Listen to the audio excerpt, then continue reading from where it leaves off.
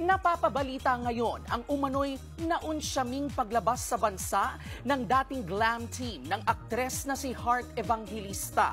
Sa isang episode ng online show na OG Diaz Showbiz Update, sinabing hindi na nakaalis pa Dubai ang glam team na pinangungunahan ni na Justin Luis Soriano at Jack Aguilar noong January 22.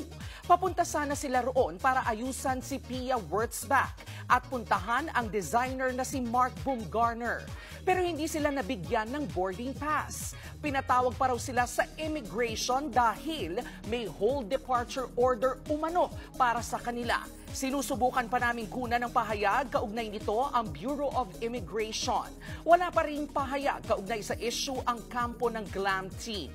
Last year lang nang umalis ang nasabing glam team kay Heart Evangelista na unang kumalat na ginamit umano ng glam team ang credit card noon ni Heart para mamili ng mga personal na gamit.